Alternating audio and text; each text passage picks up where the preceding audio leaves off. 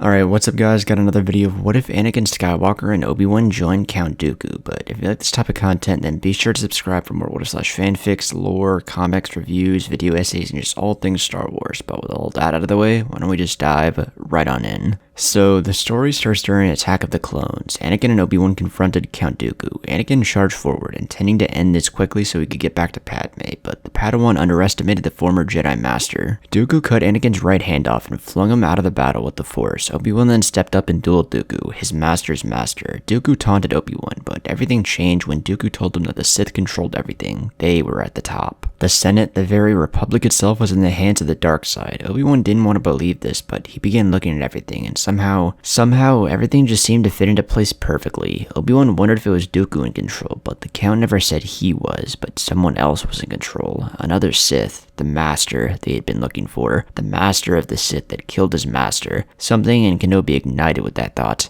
and he realized. Palpatine. Palpatine was at the center of it all. Dooku could sense this, and he pushed forward. Qui-Gon was a student like no other. He trained you well. Join me, Master Kenobi. Obi-Wan grimaced. Never, he spoke. But the Count continued, join me, Obi-Wan, and together we can defeat my master and change the Republic for the better. Obi-Wan staggered. He was at a crossroads right now, and he knew that his next choice would change everything. He thought about what decision to make. Stay with the Jedi, fight in this upcoming clone war, and possibly die achieving nothing. Or join his master's master and change the galaxy for the better. And something else that caught his attention. Gain immense power. That definitely piqued his interest. The choice was obvious from the start. Obi-Wan deignited his lightsaber and looked towards Dooku and spoke. I will join you, but not without my Padawan. Kenobi looked at the unconscious Skywalker and sighed. He would learn in time, but for now, he wouldn't understand. Dooku nodded, secretly smiling at the fact that he could use a chosen one against his master. Obi-Wan and Dooku sensed a powerful Force user approaching and nodded to each other, signaling it was time to go. Obi-Wan picked up Anakin and slung him over his shoulders, and the Force users made their escape and found Dooku's spacecraft. The droids could finish what had been started on Geonosis, so Dooku ordered for the droid pilot to launch the starship into hyperspace towards Serenno. Yoda had sensed Dooku and knew it was time to finish things with his former apprentice. But instead, when he arrived at the lair, Dooku was nowhere to be found. But even worse, Yoda had sensed Obi-Wan and Anakin as well, but there was no sign of them. He had a worried expression on his face and knew something was off. The Battle of Geonosis commenced and the Clone Wars began, but in the aftermath of nearly 200 Jedi casualties, Jedi Knight Obi-Wan Kenobi and Padawan Anakin Skywalker vanished without a trace. There were no bodies, so evaluation if they were dead or alive was unknown. Padme awoke and days later heard of the disappearance of Anakin and his master. She was devastated. For the first time in a long time, she felt a true connection with someone that she had grown to love. She knew Anakin wasn't dead. He couldn't be. She stood in her apartment balcony in Coruscant and looked into the starry night sky above the city lights. In her heart, Padme knew that Anakin was out there, somewhere, and she knew he would find his way back to her. On Serenno, Anakin awoke on a surgical table and looked over at his right hand. A robotic prosthetic replaced it. He looked around, and all he could see was droids. Anakin frantically jumped off the table, using the Force to slam the medical droid into the wall. He wondered if he had been captured. If so, he would escape and get back to the Jedi, and most importantly, Padme. He walked out of the door and looked both ways before sneaking off. He saw a group of Magna Guards doing a patrol and dove behind the wall to hide. They passed, and Anakin made his way outside. The sunlight blinded him, but when he could finally see, Anakin was struck by the beauty. He was in a large garden with various different forms of plants, and he looked behind him to see a massive castle. The Chosen One didn't know where he was, but just then he heard lightsabers. He snuck around some plants to not be seen, but just then in that courtyard, he saw his master dueling Count Dooku. Anakin rushed forward without a second's thought and used the Force to slam Dooku back into the ground. He asked if Obi-Wan was alright and that they needed to escape, but the apprentice of Qui-Gon didn't move. He simply looked at Anakin and smiled. My young apprentice, I'm not going anywhere. The Jedi are not the way, at least for right now, and so I've joined Dooku. Anakin was taken aback. He didn't know what to say. Master, but how or why? What about the Jedi? What about the Republic? Obi-Wan sighed and continued. Anakin, the Jedi have lost their way, and the Republic grows more corrupt by the day.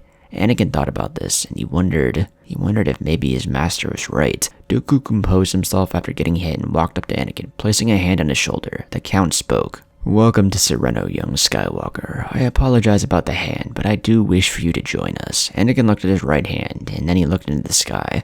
Was this Was this really the right path? He thought about the Jedi, the Republic, everything, but when he began to think, Obi-Wan came to mind when it came to the Jedi, and Padme when it came to the Republic.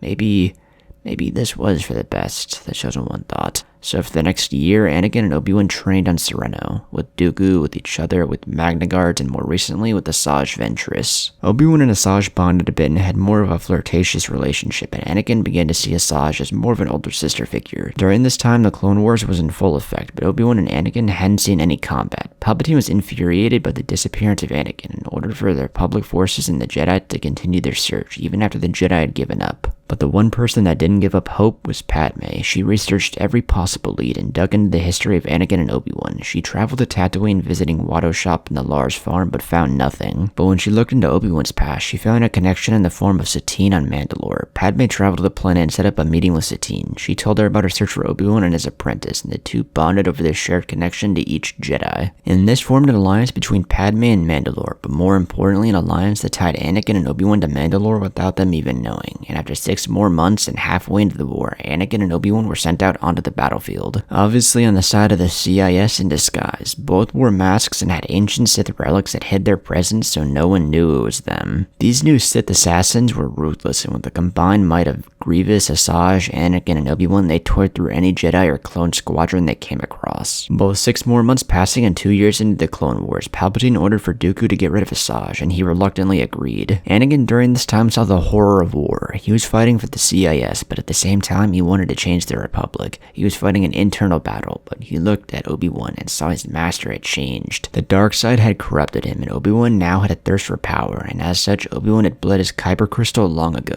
but with the supposed death of Asajj, which angered Anakin and Obi-Wan, they saw Dooku in a different light. They knew something was off, and if they knew if Dooku turned on her, it was only a matter of time before he turned on them. They saw Dooku as someone that was afraid of his master, someone that was weak, someone that needed to die alongside the Sith master, and this fueled the anger, the lust to see the galaxy change in Skywalker, and his crystal finally bled as a result. Master and apprentice looked at one another. It was time for things to change. The Count was visiting Serenno to check on his pupils, but when he arrived he found them in the courtyard. Both turned around and ignited their crimson sabers. Dooku grimaced and understood what was happening. Fortunately, he called for backup in the form of Grievous. Obi-Wan stared down Dooku and Anakin stared down the droid general. And so the battle commenced. Anakin ran forward and swung with all of his power onto Grievous, who ignited 4 sabers and managed to block. He kicked Anakin back and Skywalker felt the power behind the droid, but he managed to block it, but was still sent flying back by the momentum. Obi-Wan saw Anakin dueling Grievous and readied himself for Dooku. The Count sighed. "It shouldn't have come to this, Kenobi." Obi-Wan smirked.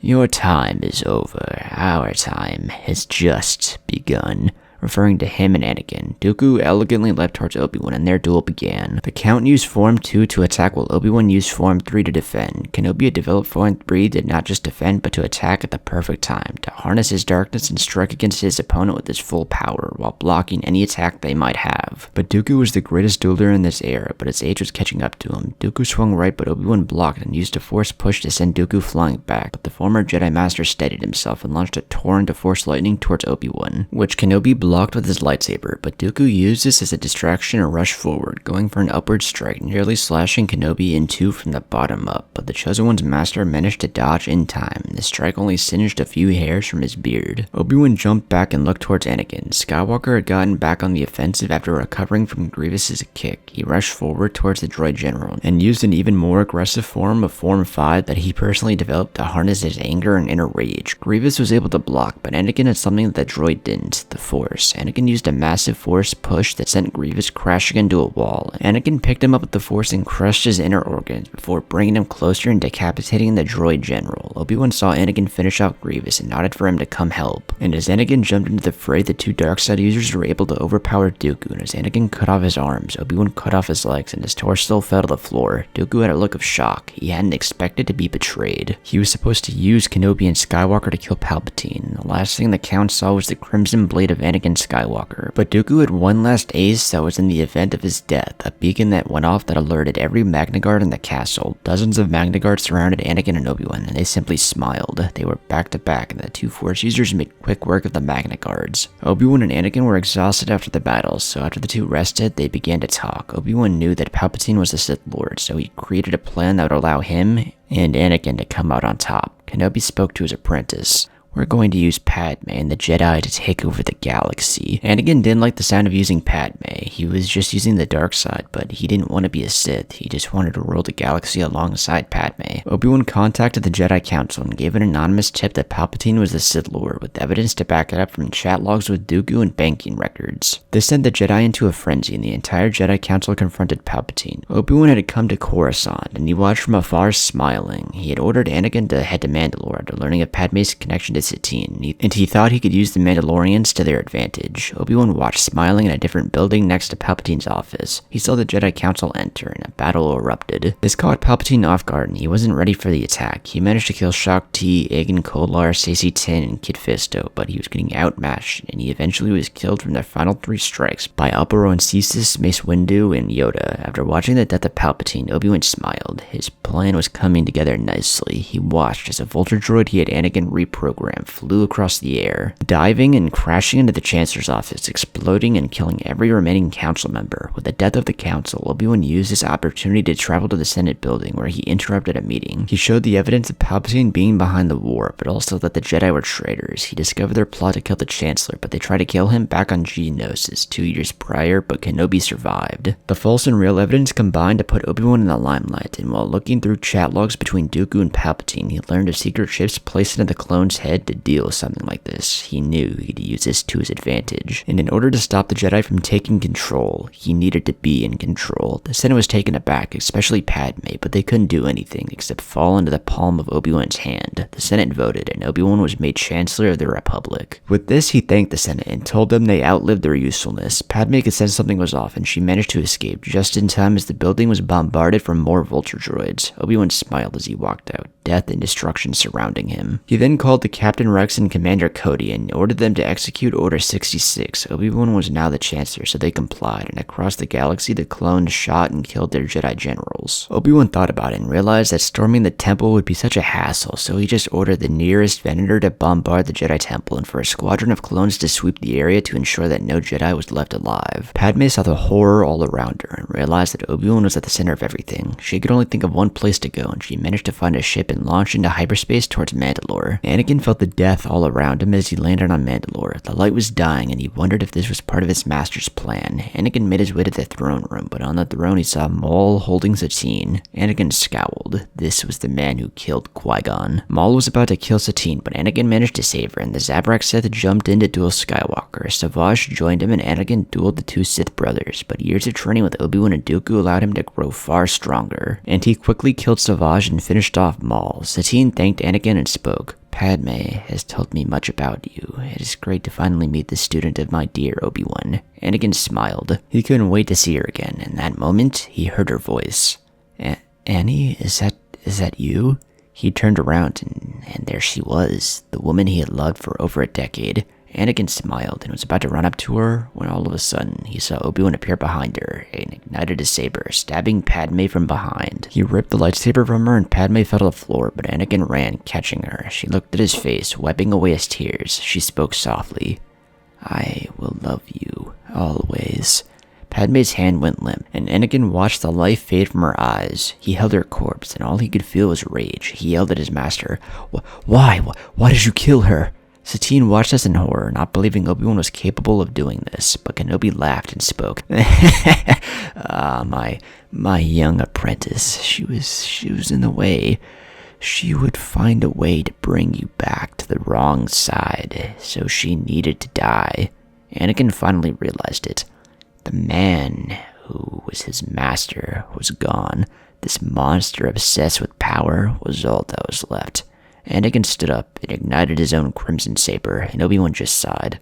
The duel for the fate of the galaxy began. Master against apprentice. Anakin launched forward in a blinding rage, striking with all his might. Obi-Wan easily dodged, using his version of Form 3 to strike and jab at Anakin. It was a cut here and there, but Anakin powered through it. He was getting stronger through his rage and was unlocking his full potential. Anakin used the Force to grab the Darksaber from Maul's corpse and ignited it, slamming both it and his Crimson Saber onto Obi-Wan, who managed to block it. But Kenobi struggled under the might of Anakin's power, but he ducked under and used a Force push that sent Anakin flying back. back. Obi-Wan ran forward and switched to Form 2 to catch Anakin off guard and to take the offensive. This put Anakin on the back burners and he switched to Form 3 to defend. But Obi-Wan predicted this and slashed upward, cutting off Anakin's left arm. Skywalker screamed in pain, but Obi-Wan used a blast of Force lightning, which Anakin barely blocked. But through the pain, he saw this was just a distraction, and he saw Obi-Wan race forward. However, Anakin used a Force move that caught Obi-Wan off guard. Pyrokinesis. He launched a fireball towards Obi-Wan, who didn't expect, and it burned the left side of his face, scarring it. Kenobi screamed out in pain, and through his right eye saw Anakin racing forward, but he used his pain to feel his darkness, and he overcame it. He managed to block Anakin's strike, and from a distance, Obi-Wan saw Satine picking up Savage's lightsaber. He smirked and used the Force to call it over to him. Anakin wasn't paying attention, but all he felt was heat and pain.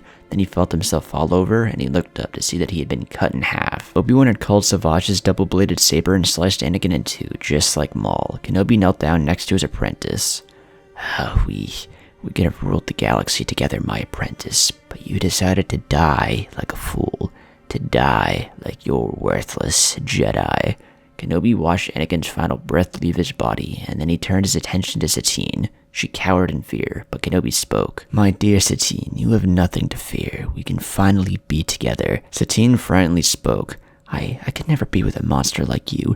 The Obi-Wan I know, the man I love, is gone. This struck something in him, and in a blind rage, he choked Satine to death. Her body dropped to the floor, as did he. He looked over at the corpses of Padme, Anakin, and Satine and thought to himself, what have I done? But he steadied himself and came to the conclusion they were all against him. Every single one of them.